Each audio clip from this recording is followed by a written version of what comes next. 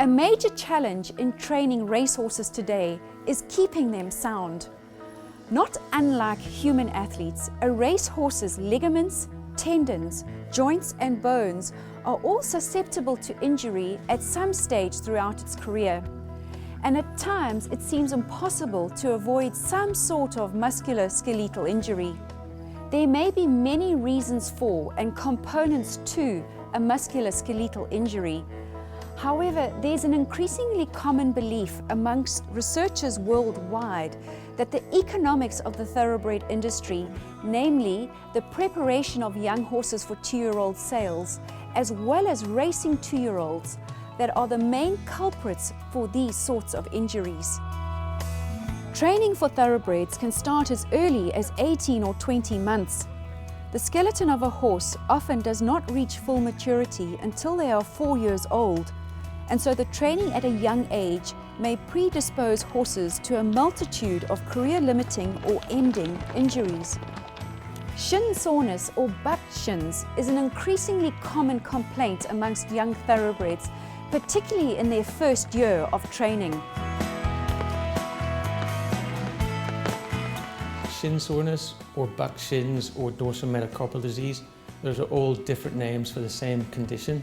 That is an inflammation and a pain in the periosteum on the front of the cannon bone, and the cannon bone being that long bone between the fetlock and the knee.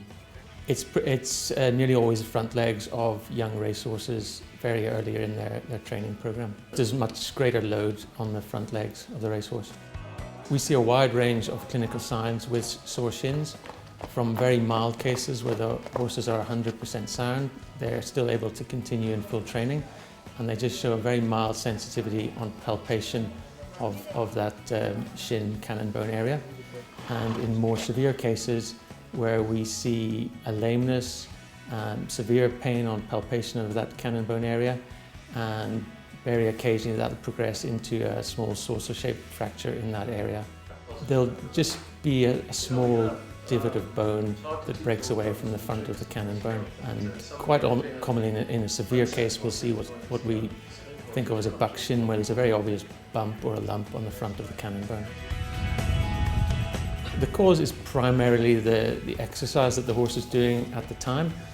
In a normal scenario, the training regime would stimulate newborn formation at the front of the cannon bone. That's a normal process.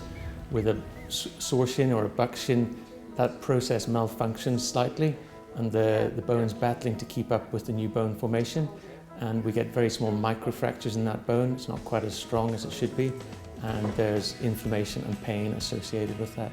There's quite a wide range of reported rates of shin soreness in racehorses, anywhere from about 30% to 80–90% in some regions. I would say in South Africa we're definitely at the bottom end of that scale, maybe even slightly less than 30%. Track surface probably is not that important. If the horse is trained correctly, he shouldn't go shin sore.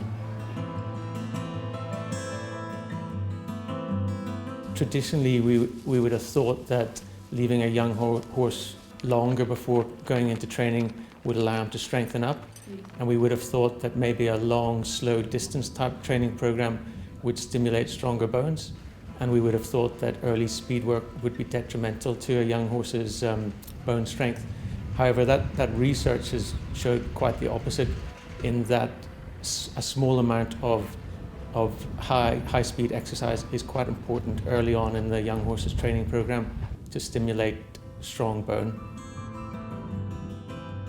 That original research was done, like I said, 25 years ago in the University of Pennsylvania, and they showed that quite high incidence of shin soreness in their racehorses in America, and they were able to just about completely prevent shin soreness by modifying the training program to use some more higher speed exercise early on in the training program. The recommendations are that once the horse is physically capable of comfortably cantering 1,000 meters, you can then start to introduce a small amount of high-speed exercise at the end of that workout. There's no exact recipe, but some trainers have extrapolated this data to build it into a training program, with a 16-week program being suggested as the right time period for this bone conditioning, and doing some high-speed work twice a week. So that would allow for 32 high-speed events during that 4-month period before the horse is actually going to the racetrack.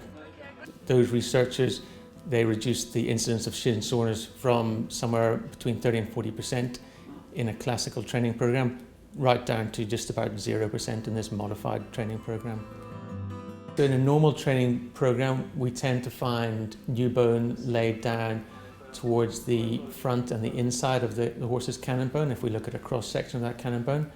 And with that training program that concentrates more on high-speed exercise, there's a definite difference in the density and the quality of the bone that's laid down on the outside and the front of the cannon bone.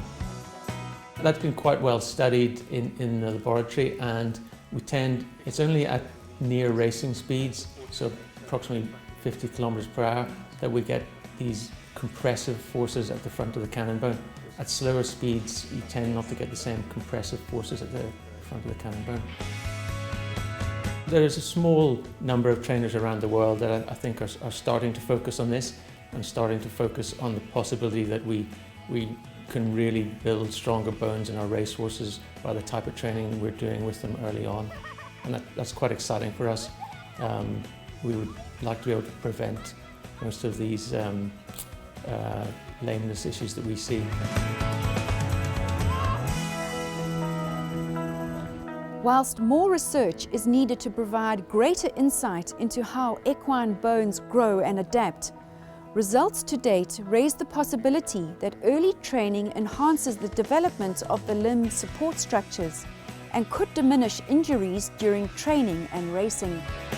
Is this the future of training? I think so. It's quite exciting.